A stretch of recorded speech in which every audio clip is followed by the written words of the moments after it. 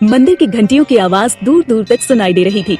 भोर की खूबसूरती और मंदिर से आती घंटियों की आवाज के साथ हर हर महादेव का उद्घोष वहाँ के माहौल को और भी मनमोहक बना रहा था। वहीं इस वक्त शिप्रा नदी के तट पर बैठी एक लड़की सुबह की खूबसूरती को निहार रही थी। सुबह की लालिमा में उसका दूध जैसा बेदाग गोरा रंग और भी निखर रहा था।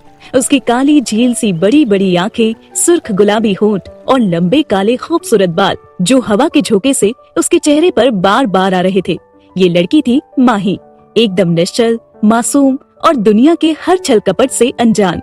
माही बिना कोई मेकअप के हल्के पीले रंग के अनारकली सूट में इतनी प्यारी लग रही थी कि किसी का भी ध्यान अपनी ओर खींच सकती थी।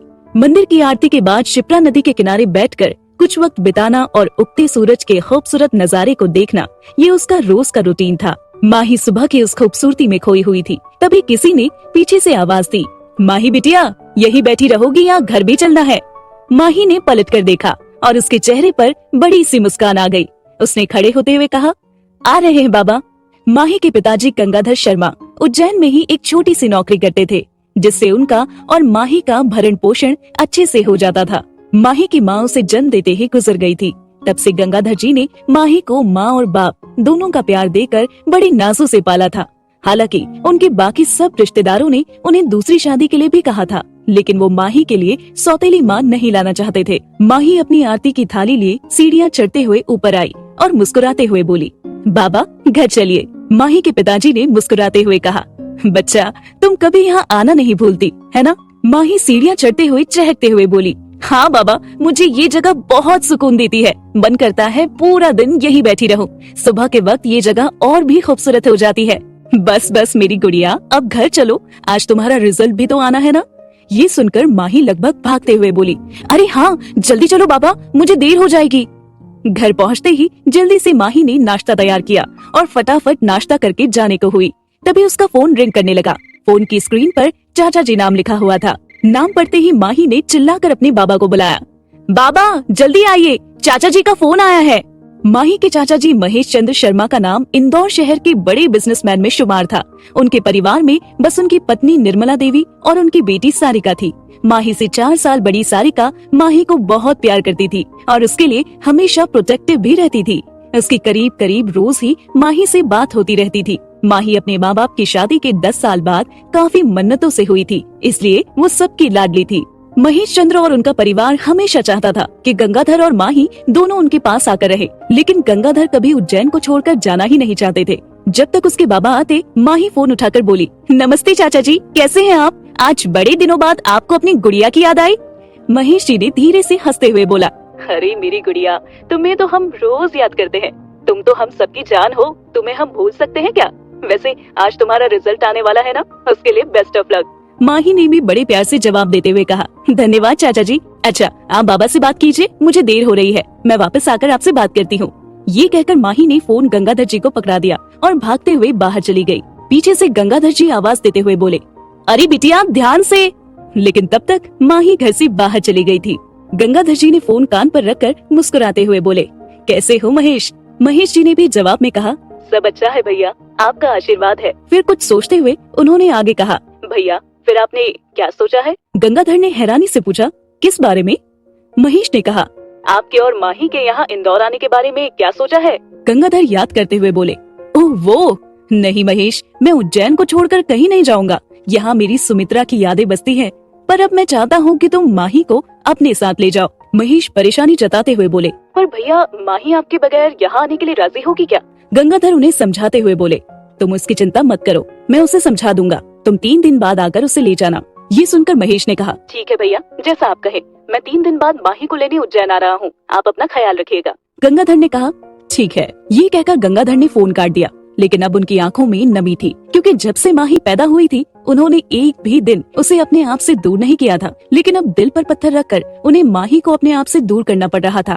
अब उनके मन में सिर्फ यही उथल पुथल हो रही थी कि वो माही को इंदौर जाने के लिए कैसे मनाए। इसलिए अब वो बेचैनी से माही के वापस आने का इंतजार कर रहे थे। दोपहर 11 बजे माही दौड़ते हुए आई और अपने बाबा को पुकारने लगी, बाबा बाबा कहाँ हैं आप? किचन से गंगाधर हंसते हुए बाहर आकर बोले, मतलब मेरी गुड़िया ने इस साल भी टॉप किया है। उन्हें देखते ही माही आकर अपने बाबा के गले लग गई और उनसे पूछने लगी, आपको कैसे पता? गंगाधर ने खुश होते हुए कहा, अरे मेरी गुड़िया, तुम्हारी खुशी देखकर ही मैं समझ गया था। ये कहते हुए जैसे ही उनकी नजर माही के हाथों में पकड़ी ट्रॉफी पर गई तो उससे ट्रॉफी लेकर अपनी पत्नी सुमित्रा की तस्वीर के सामने रख दी और तस्वीर को देखते हुए कहा, देखो सुमित्रा, आज हमारी गुड़िया ने फिर से हमारा नाम रोशन कर दिया।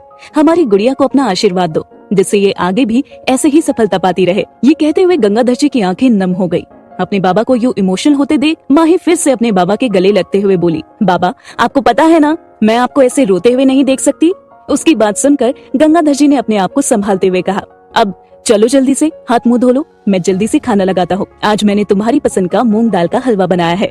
आज गंगाधर जी ने अपने ऑफिस से छुट्टी ली थी ताकि माही के साथ वो पूरा दिन बिता सके। वही मूंग दाल के हलवे का सुनकर माही खुश होते हुए बोली, अरे वाह बाबा, मूंग दाल का हलवा, वो भी आपके हाथ का। आज के खाने में तो मजा ही आ जाएगा। मैं बस अभी हाथ धोकर आती हूँ। ये कहकर वो जल्दी से अपने रूम में चली गई। तब तक गंगाधर जी ने डाइनिंग टेबल पर खाना लगा दिया और माही के आते ही पहले उसे खाना सर्व किया और खुद उसे अपने हाथों से खिलाने लगे। माही बड़े प्यार से अपने बाबा को देखते हुए उनके हाथ से खाना खा रही थी। थोड़ा खाने के बाद उसने अपने बाबा को हलवा खिलाने के लिए चम्मच आगे बढ़ाते हुए कहा, आप भी खाइए ना बाबा। गंगाधर जी मुस्कुराते हुए बोले, मैं खा लूंगा गुड़िया, पहले तुम खा लो, पता नहीं ये मौका फिर। ये कहते हुए वो एकदम चुप हो गए। ये सुनकर माही ने कंफ्यूज होकर पूछा, क्या मतलब बाबा? गंगाधर जी बात को बदलते हुए बोले, कुछ नहीं बच्चा, वो तो मैंने यूं ही बोल दिया था। अब ऐसे रोज रोज कहाँ बैठती है तू मेरे पास, चल अब जल्दी से खाना खा ले। ये कहते हुए उन्होंने अपना हाथ उसके मुंह की तरफ बढ़ाया। तभी माही ने उन्हें रोकते हुए कहा, बाबा मेरा पेट भर गया है, अब आप खा लीजिए। गंगाधर ने माही को थोड़ा और खाने के लिए कहा, लेकिन माही ने आनाकानी की तो उन्होंने जिद नहीं की, फिर अपने लिए खाना निकाला। लंच करने के बाद उन्होंने माही से कहा, बेटा मुझे तुमसे कुछ जरूरी बात करनी है। माही मुस्कुराते हुए अपने बाबा की तरफ देखकर बोली, हाँ बाबा कहिए ना, आपको क्या बात करनी है? गंगाधर उसे समझाते हुए बोले, माही बेटा, अब तू इतने अच्छे नंबरों से पास हुई है और मैं चाहता हूँ कि मेरी बेटी अपनी जिंदगी में पढ़ाई लिखाई करके आगे बढ़े। इसके लिए तुम्हें किसी बड़े कॉलेज में जाना होगा, तो तुम इंदौर। इससे पहले कि गंगाधर आगे कुछ बोलते, माही ने उनकी बात काटते हुए कहा, बाबा एक बात समझ लीजिए, आप जैसा चाहेंगे मैं वैसा ही करूंगी, लेकिन आपको छोड़कर कहीं नहीं जाऊंगी। जहाँ जाऊंगी आपको साथ लेकर ही जाऊंगी। ये सुनकर गंगाधर बोले, गुड़िया मैं तुझे कहीं और थोड़ी ही भेज रहा हूँ, मैं तो तुम्हें तुम्हारे चाचा जी के पास इंदौर भेजना चाहता हूँ, वो तो हमारे अपने ही है ना। माही थोड़ा जिद करते हुए बोली, बाबा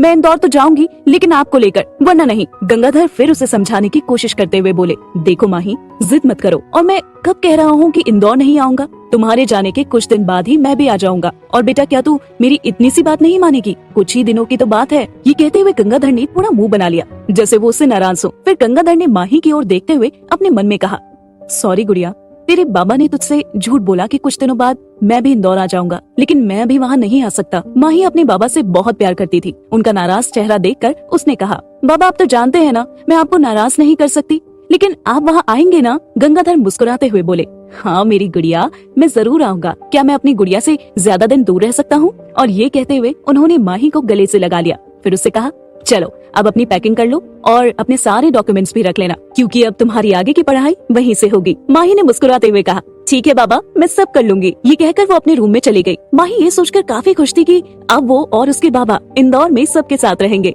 लेकिन दूसरी तरफ गंगाधर अपनी पत्नी सुमित्रा की तस्वीर के सामने आंखों में आंसू लिए खड़े थे। उन्होंने तस्वीर से बातें करते हुए भरे गले से कहा, सुमी आज मैंने अपनी गुड़िया से पहली बार झूठ बोला, लेकिन मेरी मजबूरी थी, तुम तो सब जानती हो। उसके लिए मुझे ये फैसला लेना ही था। कई बार माँ बाप को अपने बच्चों की भलाई के लिए कुछ कठोर फैसले लेने पड़ते हैं जो उस वक्त तो बच्चों को पसंद नहीं आते, लेकिन एक वक्त के बाद वही फैसले बच्चों के फ्यूचर के लिए सही साबित होते हैं।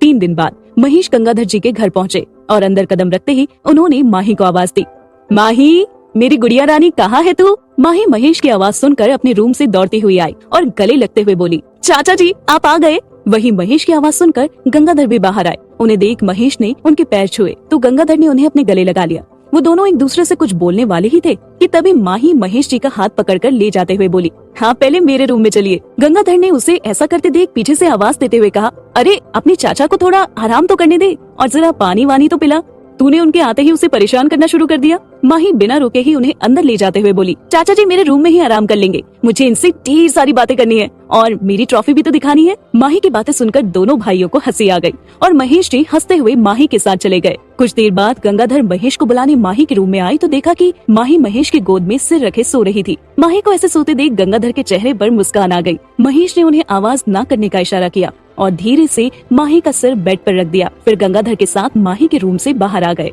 क्या वाकई में गंगाधर माही को उसकी पढ़ाई के लिए ही इंदौर भेजना चाहते हैं या इसके पीछे है कोई बड़ा कारण? क्या होगा जब माही को पता चलेगा कि उसके बाबा ने उससे झूठ बोला है? जानने के लिए सुनते रहिए ये कहानी सिर्फ पॉकेट एफएम पर।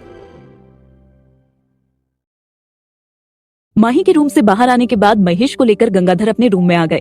माही को खुद से दूर भेजने का फैसला उन्होंने बहुत मुश्किल से लिया था। उनके चेहरे पर एक अनकही उदासी नजर आ रही थी। ये देखकर महेश ने गंगाधर को एक बार फिर समझाते हुए कहा, भैया मैं एक बार फिर आपसे रिक्वेस्ट करता हूँ, प्लीज आप भी हमारे साथ चलिए। आपको यूँ अकेले छोड़कर जाने के लिए मेरा दिल बिल्कुल नहीं मान रहा।